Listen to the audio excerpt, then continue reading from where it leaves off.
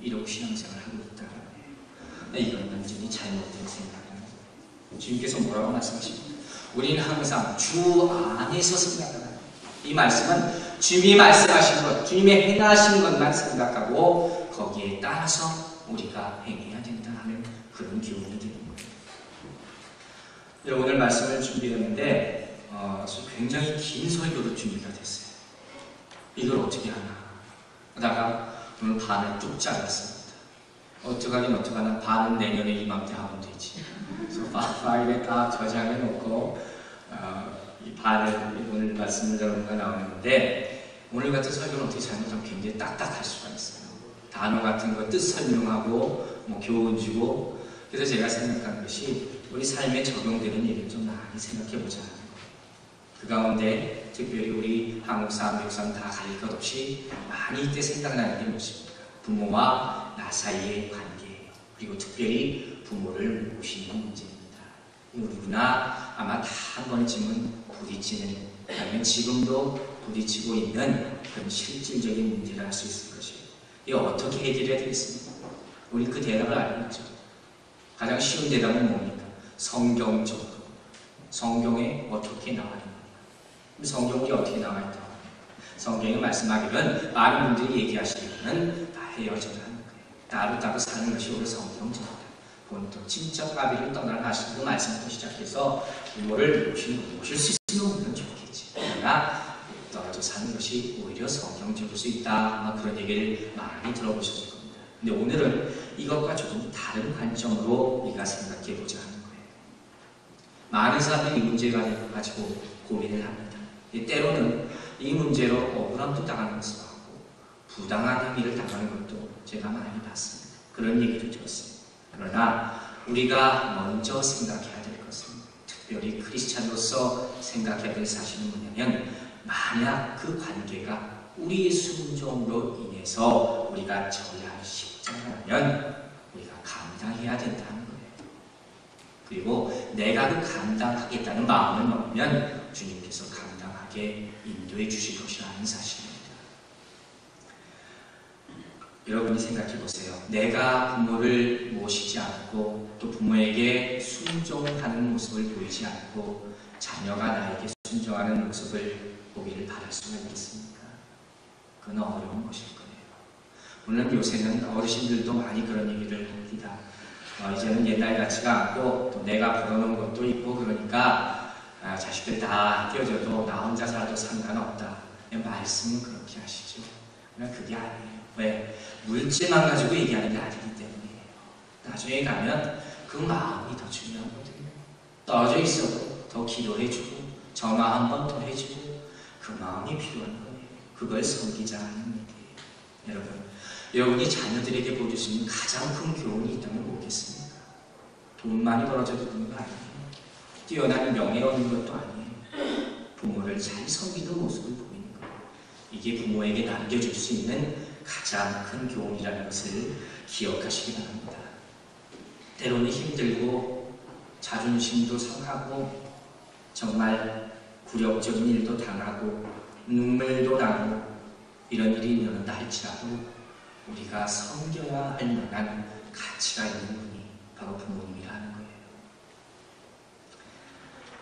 오늘 우리 장로님이 안 보시는데 나이 많은 어르신들이 자식 앞에서 보여주고 싶지 않은 몇 가지 것이 있다고 합니다. 말, 행동 이런 것들이요. 몇 가지만 제가 인용을 해보는데, 먼저 어르신들이 자녀들에게 보여주고 말하고 싶지 않은 말은 바로 내가 아프다 하는 말이랍니다. 여러분, 나이가 들면 아픕니다. 내가 아프기 싫어도 자꾸 아픈 데가 생길 수밖에 없습니다. 그런데 내가 아프다는 말 하면 그 자식들이 걱정할까봐 그 말 쉽게 못한답니다. 그 얘기를 못한다는 거예요. 또 부모님이 자녀에게 쉽게 못하시는 말은 외롭다는 말, 그 말씀 잘 못한다는 거예요. 자식이 아무리 많아도 10명, 20명 있어도 외로움은 외로워요. 특별히 혼자 계신 분들은 더 외롭습니다. 근데 그 얘기하면 혹시라도 자식들에게 누가 될까? 누가 들으면 자식이 어떻게 잘 못 섬겨서 외롭다는 얘기 나오나 그 얘기 들릴까봐 그 말씀도 못 하신답니다. 또 자식에게 못 하시는 말씀은 내가 배고프다는 말 못한답니다. 물론 밥 굶어서 하는 소리가 아니라 저희 부모님 봐도 연세 드시니까 생전 안 하시는 군것질 같은 거 하세요. 안 드시던 뭐 캐러멜 그런 것도 드시고 자꾸 드시고 싶으다고 해요. 근데 그거 사달라는 말 잘 못한답니다. 왜냐하면 그런 말 했다가 아니 갑자기 노망이 드셨나 안 하던 일을 왜 하시나 이런 불평 들을까봐 또 귀찮게 여길까봐 그거 조심하시라는 거예요. 여러분 생각해 봅시다. 우리도 다 늙어요. 우리도 나이 듭니다. 그 말은 우리 부모님이 이 땅에서 살아계실 날이 얼마 남지 않았다는 것과 동일한 말이에요. 그렇다면 우리가 어떻게 해야 되겠습니까? 그 남은 날 동안이라도 슬프게 지나게 최소한 슬프시지는 않게 그렇게 해야 되지 않겠습니까? 그리고 무엇보다도 이렇게 부모를 섬기라는 것이 하나님의 명령이면 하나님의 부탁이면 우리가 어떻게 해야 되겠습니까? 우리 고부간의 갈등이 나는 날 참 많이 합니다. 우리가 참 풀기 어려운 문제 중에 하나를 합니다.